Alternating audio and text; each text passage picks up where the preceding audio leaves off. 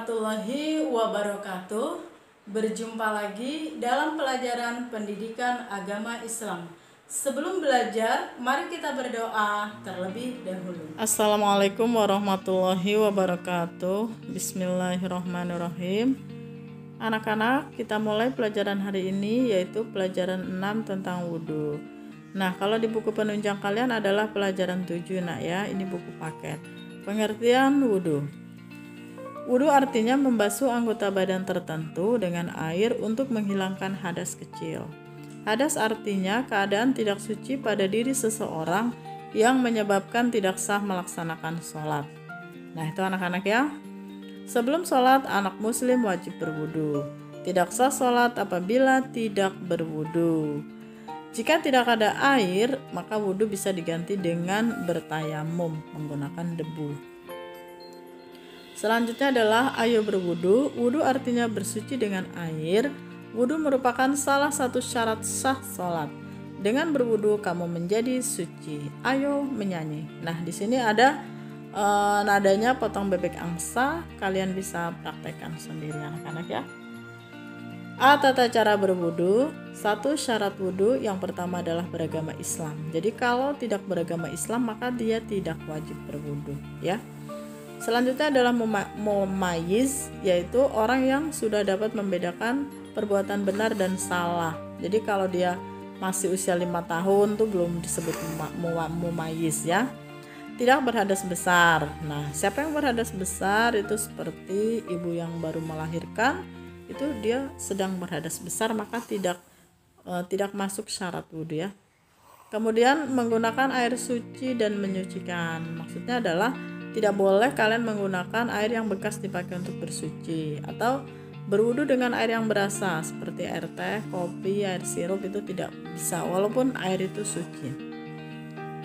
Kemudian tidak ada yang menghalangi sampainya air ke kulit. Itu maksudnya adalah jika di kulit anggota wudu kita ada bekas tip ek atau bekas Hansaplast itu harus dibersihkan dulu supaya air tidak terhalangi sampai ke kulit. Begitu maksudnya anak-anak. Jadi wudhu kita menjadi sah. Rukun wudhu ada 6. Pertama niat letaknya di dalam hati.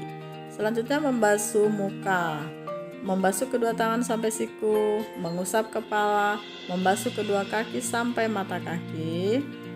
Kemudian mengerjakan gerakan secara berurutan atau tertib. Ini tidak boleh tertukar-tukar anak-anak ya, harus berurutan rukun wudhu ini. Kalau tertukar-tukar wudhunya tidak sah. Kemudian urutan berwudhu adalah membaca basmalah. Bismillahirrahmanirrahim. Artinya dengan menyebut nama Allah yang Maha Pengasih lagi Maha Penyayang. Bacaan niat wudhu, nawaitul wudhu li raf'il hadasil asghari fardhan lillahi ta'ala. Artinya aku berniat wudhu untuk menghilangkan hadas kecil fardu karena Allah Ta'ala. Nah, nawaitul wudhu itu yang arafnya itu adalah lafal, itu hukumnya sunnah jika dibaca. Jadi jika tidak dibaca wudhunya tetap sah.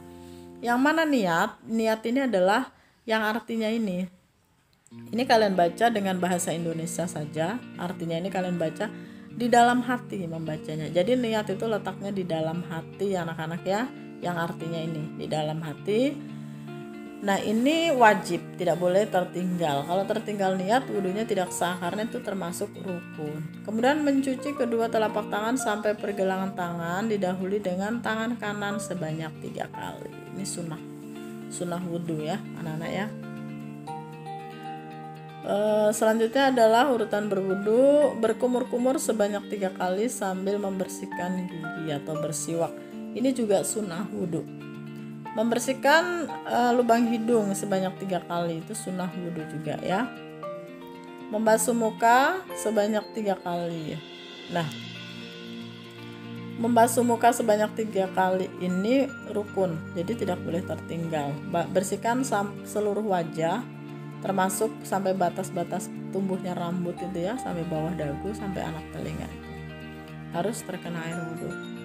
Selanjutnya adalah membasuh kedua tangan sampai siku sebanyak 3 kali. Ini juga rukun wudhu ya, didahului tangan kanan ya. Tangan kanan baru tangan kiri. Nah, ini sela-sela jari juga harus terkena air sampai ujung-ujung kuku juga terkena air. Makanya kuku jangan sampai panjang supaya tidak ada yang menghalangi sampainya air ke kulit kita.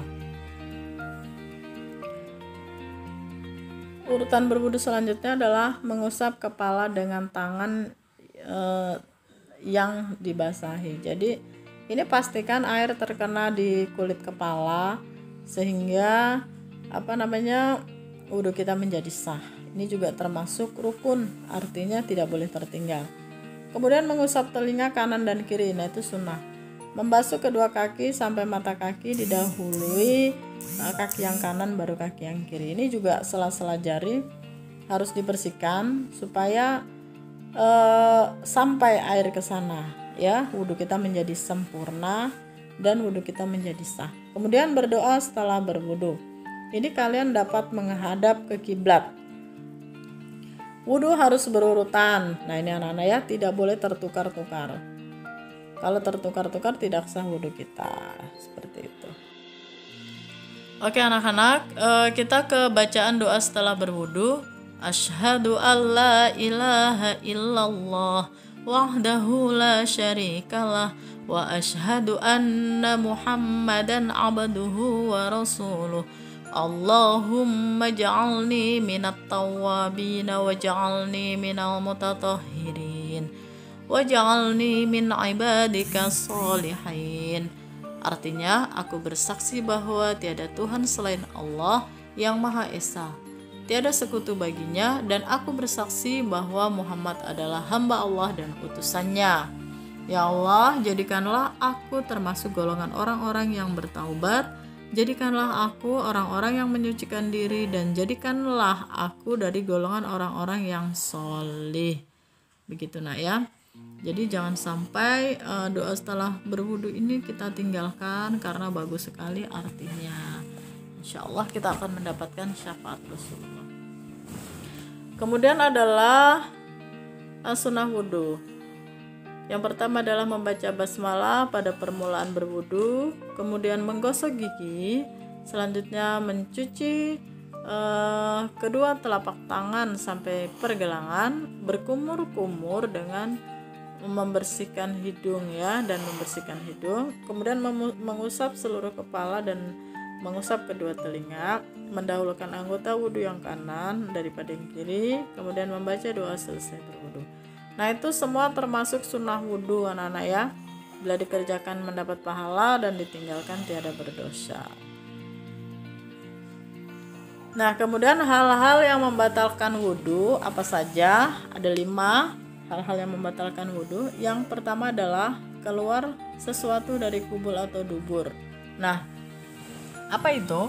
Buang air kecil, buang air besar, atau kentut. Itu batal wudunya, maka harus berwudu lagi. Yang kedua adalah hilang akal, mabuk, pingsan, gila, atau kena penyakit ayan. Nah itu yang dimaksud hilang akal. Jadi kalau kalian dalam keadaan berwudu, maka wudunya menjadi batal.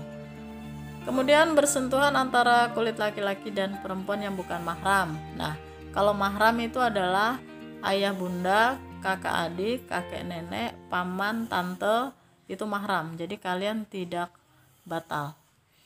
Menyentuh kemaluan dengan telapak tangan. Nah kalau kalian menyentuhnya dengan punggung telapak tangan, dengan punggung tangan itu tidak batal. Selanjutnya tidur telentang dan mengubah posisi duduk. Nah kalau duduknya itu tidurnya sambil duduk rapat begitu ya, itu wudu kalian tidak batal. Tapi kalau tidur telentang seperti tidur pada umumnya itu batal. Kenapa? Karena tidak ada yang menahan sesuatu yang keluar dari tubuh kita, misalnya angin begitu ya dari dubur, akhirnya batal wudu kita. Sekian dan terima kasih. Semoga kalian mendapatkan ilmu yang bermanfaat, menjadi anak solih. Alhamdulillahirabbil alamin.